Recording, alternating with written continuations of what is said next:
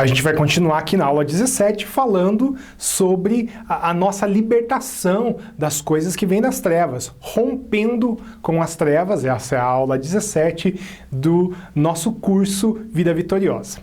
Bom, Satanás, ele só pode agir na nossa vida se a gente dá a chave da casa para ele.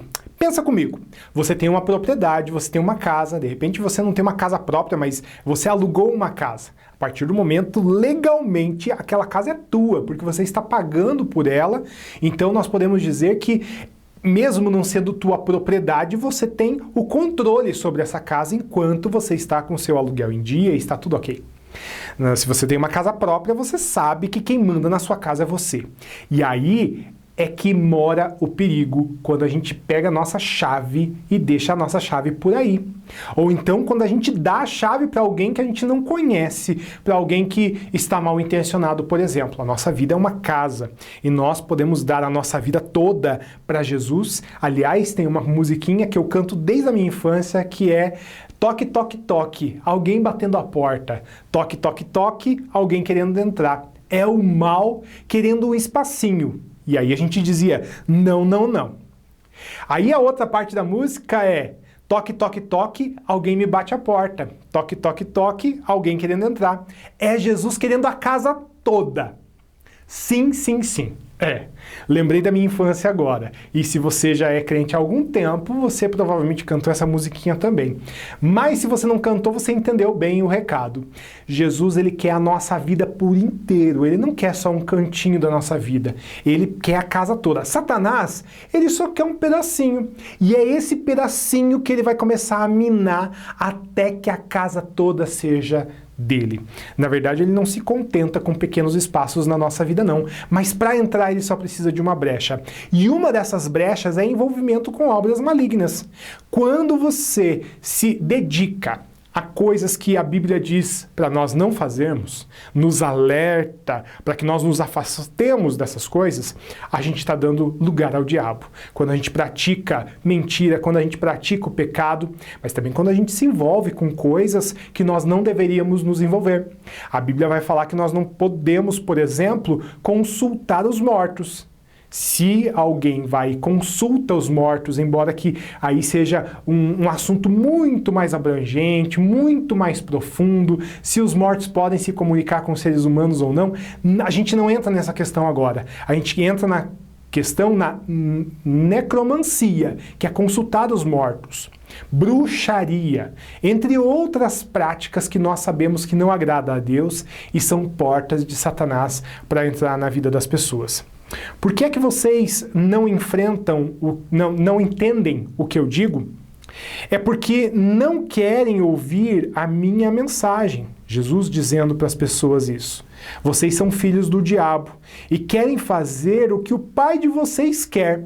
Desde a criação do mundo, ele foi assassino e nunca esteve do lado da verdade, porque nele não existe verdade. Quando o diabo mente, está apenas fazendo o que é de seu costume, pois é mentiroso e é o pai de todas as mentiras. Todas as práticas religiosas que se afastam da Bíblia, que não têm a Bíblia como fundamento, são práticas mentirosas e é engano de Satanás.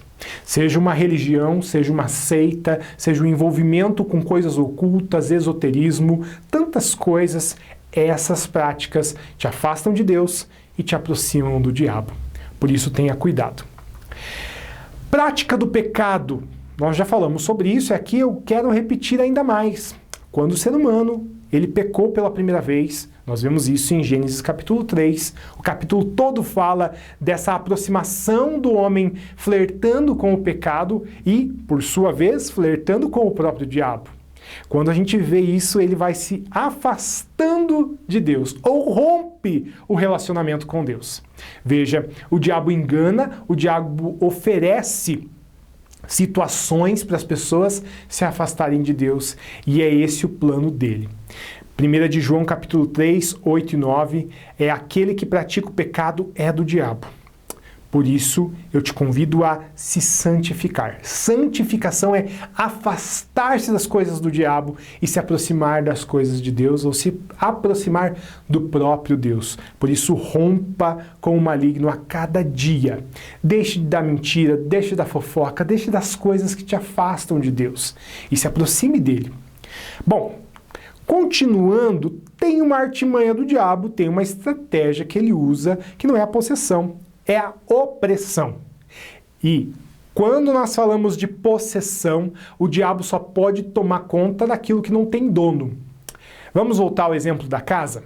Uma casa que está habitada por alguém. Tem uma chave, esse proprietário da casa tem a chave, ele entra a hora que quer, sai a hora que quer. A partir do momento que ele abandona essa chave e deixa a chave por aí, ele está dizendo que ele não se preocupa com a propriedade que ele tem. Então ele deixa lá abandonada a casa e a casa passa a ser habitação de marginais, habitação de pessoas mal intencionadas, enfim. Quando nós temos a chave da casa, nós deixamos entrar quem nós queremos. E quando nós entregamos a nossa vida a Jesus, é só dele a casa. Ele não devolve mais. Ele disse na oração sacerdotal que aqueles que o Pai dá a ele, de maneira alguma serão lançadas fora. João capítulo 17. Então ele não abre mão das pessoas que se entregam a ele. Jesus, ele não abre mão. Agora, quando a pessoa não pertence ao Senhor Jesus, a gente já falou, ela pertence ao diabo. E ele faz o que ele quer. Nesse caso, chama-se possessão. E quando a pessoa se entrega a Jesus, o diabo para de operar? Infelizmente não. Ele milita ainda contra a igreja de Jesus. E a Bíblia está recheada de exemplos práticos de pessoas sendo perseguidas por causa do Evangelho, pessoas sofrendo doenças, enfim, enfermidades, por causa de serem filhas de Deus. Então o diabo, ele sim, faz opressão. Opressão é como se fosse o freio de mão puxado. Você já tentou andar com o freio de mão puxado alguma vez? O carro até anda, a não ser que seja aqueles freios de pistão, né, que trava a roda. Agora, se é um freio a disco, um freio ali com pastilha, ele pode até andar um pouquinho, mas ele anda sofrido.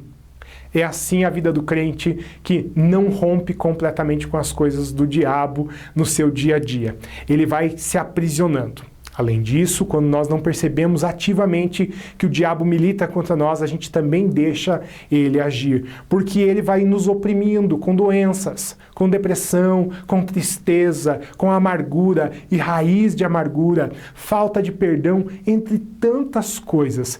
O Filho de Deus não podia passar por isso e não precisava passar por isso, mas muitas vezes nós esquecemos de viver as práticas do Evangelho e nos entregamos a essas questões e o diabo puxa o freio de mão.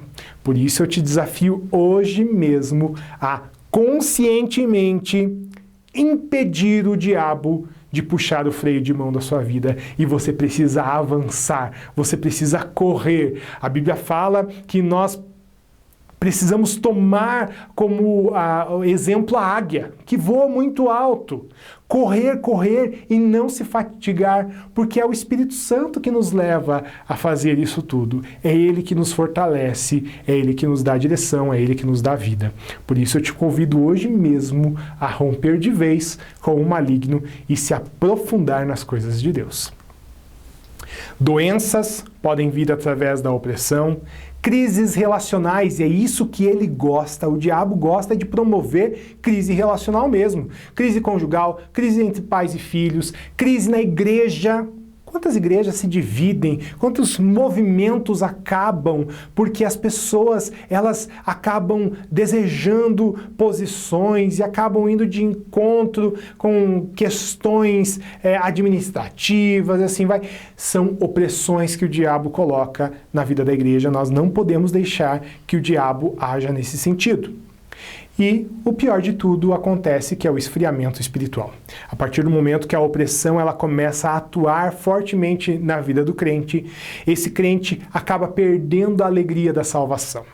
Davi fala no Salmo 51, renova em mim a alegria da tua salvação. Salmo 32, Salmo 51, você vai ver um abatimento de Davi por causa do pecado. Mas ele se volta novamente para Deus e ele se levanta. Quando nós vemos a história de Davi em 1 Samuel, 2 Samuel, nós vemos ali um histórico de altos e baixos na fé de Davi. Ele às vezes está super bem e Deus dá vitória para ele, mas às vezes ele dá uma pisada na bola e a coisa começa a degringolar.